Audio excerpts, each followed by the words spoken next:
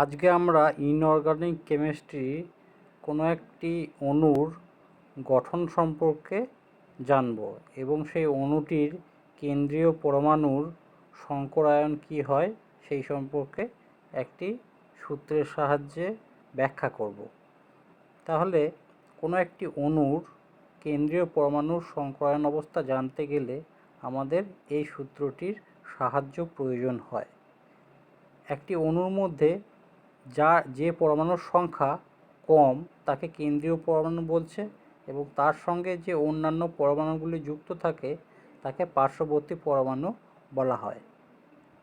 এখানে সংকরায়ন হাইব্রিডাইজেশন সমান পার্শ্ববর্তী পরমাণুর সংখ্যা, অর্থাৎ কেন্দ্রীয় পরমাণুর সঙ্গে যতগুলি পার্শ্ববর্তী পরমাণু যুক্ত আছে তাদের সংখ্যা প্লাস হাফ থার্ড ব্র্যাকেটের মধ্যে মধ্যবর্তী পরমাণুর যোজ্যতা ইলেকট্রন, অর্থাৎ কেন্দ্রীয় পরমাণুর বহিস্থ কক্ষে যতগুলি ইলেকট্রন আছে তার সংখ্যা মাইনাস পার্শ্ববর্তী পরমাণুগুলির মোট যোজ্যতা, অর্থাৎ যতগুলি পার্শ্ববর্তী পরমাণু আছে তাদের যোজ্যতাগুলির যোগফল প্লাস মাইনাস আধান থার্ড ব্র্যাকেট ক্লোজ।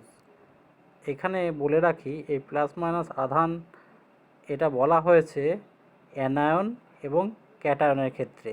অ্যানায়নের ক্ষেত্রে ইলেকট্রন সংখ্যা বেশি হওয়ায় প্লাস হবে এবং ক্যাটায়নের ক্ষেত্রে ইলেকট্রন সংখ্যা কম থাকায় মাইনাস হবে।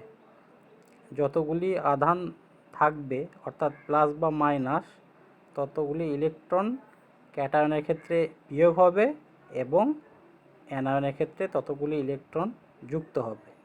পরবর্তী ক্ষেত্রে আমরা কয়েকটি অণুর গঠন সম্পর্কে আলোচনা করব।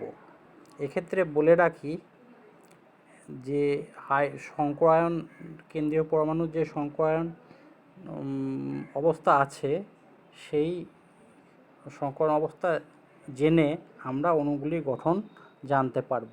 যেমন sp হাইব্রিডাইজেশন হলে সেটি গঠন হয় সরলরৈখিক, sp2 হলে ত্রিকোণীয় সমতলীয় অর্থাৎ ট্রায়াগোনাল প্ল্যানার, sp3 হলে সাধারণত চতুস্তলক হয়।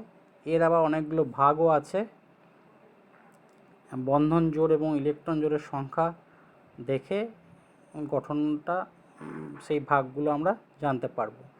sp3d হলে ট্রায়াগোনাল বাইপিরামিড, sp3d2 হলে অষ্টতলকীয়। এরকম বিভিন্ন গঠন আছে। এগুলো সম্বন্ধে আমরা একে একে পরবর্তী ভিডিওতে আলোচনা করব।